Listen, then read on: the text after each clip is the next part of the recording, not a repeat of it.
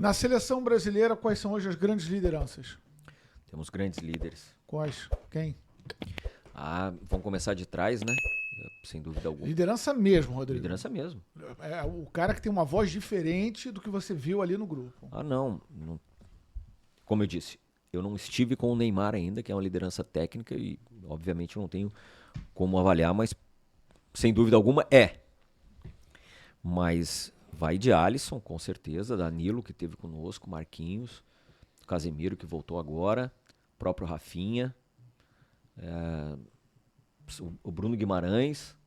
Bruno é um cara que... Pô, o cara é capitão do Newcastle. Porra, essa liderança do Rafinha... Não, mas ele... O problema é que ele se empolgou. Essa liderança do Rafinha... Ele quis dizer algo muito diferente do que realmente ele disse. É um baita do menino. Sim. Ele se empolgou no papo com o Romário. Se empolgou na informalidade. Você sabe que ele tem o Rafinha, né? Que agora foi o melhor brasileiro, né, bem colocado no ranking lá, né? Da France Football. Ele tem uma história de início de carreira incrível. Porque ele jogava num clube de segunda divisão, fez testes nos clubes grandes lá do Rio Grande do Sul, não passou, aí vai pro Avaí, vai Leeds, assim, é meio... Se você for assim, essa Como é que esse cara tinha tudo pra... E a minha mensagem pra ele depois foi, olha, você foi quinto lugar, porque todo mundo critica, é a eterna coisa, a gente só vê o lado ruim. Sim. E cara, você foi eleito o quinto melhor jogador nessa temporada. Pra mim deveria ter sido mais. Eu também digo assim, nessa hora, que até tem muita gente que fala, né, que isso é pouco, só você olhar um pouquinho atrás, como foi que você chegou aí, que é muito mérito. É muito mérito. E o Rafinha tá num grande momento. Falar que ele é muito bom garoto, tem uma ótima relação. Segue nas lideranças. Peraí, mas aí chegamos ali. Um cara que tem um perfil também muito bom é o Matheus Cunha. Tem também, já é um cara...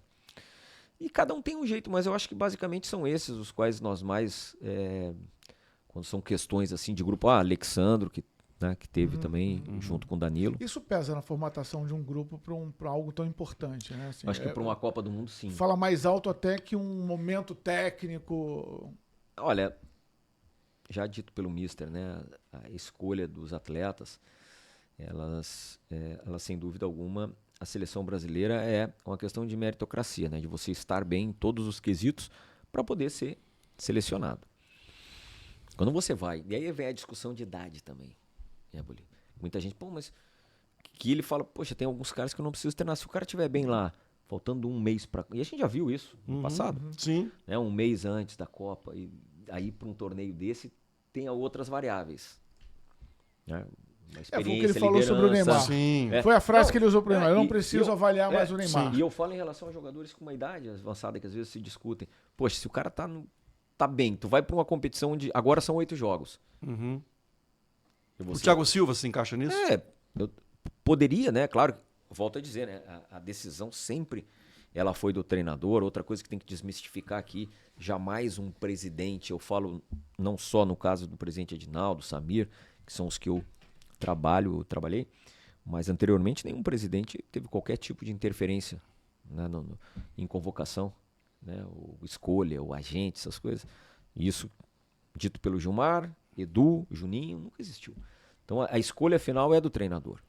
Mas aí que eu te digo, às vezes na caminhada, numa eliminatória, o treinador opte por um determinado perfil. Mas lá no torneio, daqui a pouco um perfil que naquela caminhada podia estar fora. Não, agora eu preciso de um cara né, ou de uma liderança absurda. O Ancelotti, ele revela algum tipo de expectativa com relação ao Neymar? Revela o seguinte, realmente se o Neymar tiver encontrar a melhor forma, muito próximo da Copa do Mundo, ele é um cara colocado por esse comando como acima do bem e do mal? Não acima do bem e do mal, mas um jogador para estar nos 26, sem dúvida alguma, pela técnica, pela capacidade de desequilíbrio, né, que ele tem.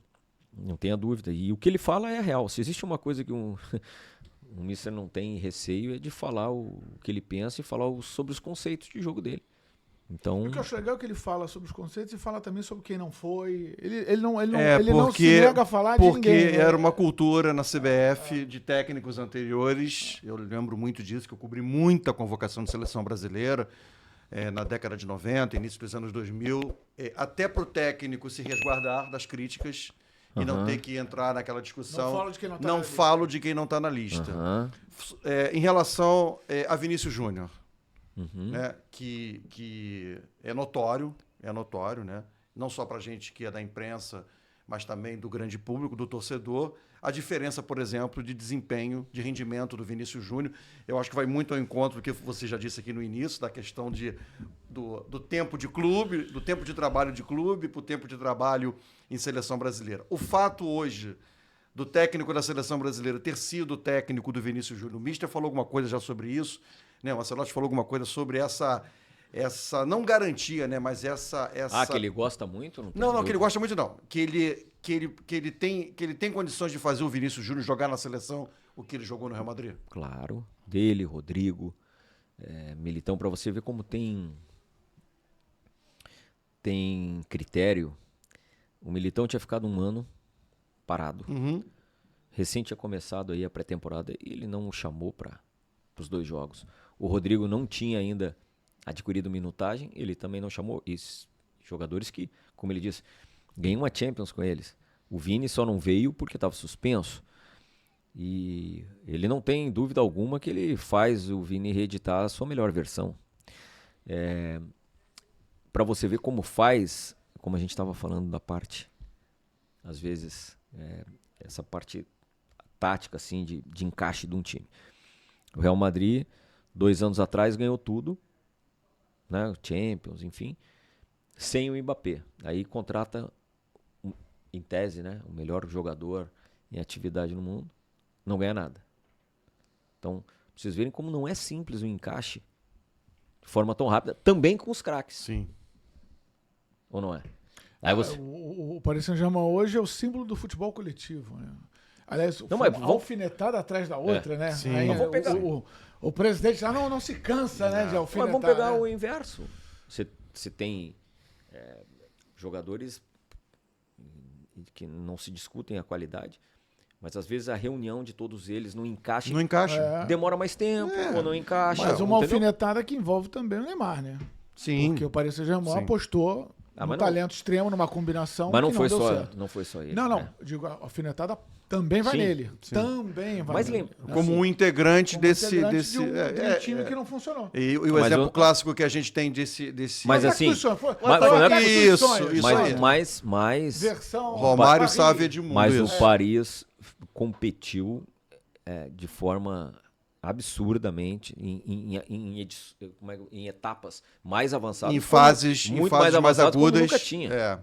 De quartas de final, de semifinal. Com Neymar, Mbappé, Sim. Messi. Porque é aquela coisa do título. E quando ganhou a Champions, com o Neymar, também era uma equipe estrelada. O que eu estou querendo dizer é tempo. Entendeu? E aí a gente estava falando que isso é no Brasil, isso é no mundo. A gente pode dizer assim, o Paris Saint-Germain ganhou a Champions porque se desfez desses craques. Mas será que não ganharia com eles? A gente não sabe. Passa muito por administrar vaidades também, Sim. né? Também. Uma das suas funções também, né? Administrar vaidades. Na seleção, menos. Porque eles têm o mesmo tamanho. Tem um nível de importância, sabe? Então, assim, todos querem estar. Sim. O brabo é num clube, muitas vezes, que você tem um vínculo. Não tem esse papo de que jogador alguns não ligam para a seleção. Não tem esquece. Os caras... Os caras fazem o que for possível para estar. O tempo todo. Todo mundo chega com tesão na seleção. Nossa senhora, isso aí Eles sentem o prazer, gostam... Poxa, independentemente de idade. E aí, gostou desse corte? Então vai lá no nosso canal, se inscreva, compartilhe todo o nosso material e aproveita e também vai nas redes sociais da Colibri, o chopp artesanal, nosso parceiro. Vai lá, experimenta o chopp e acompanhe o nosso conteúdo.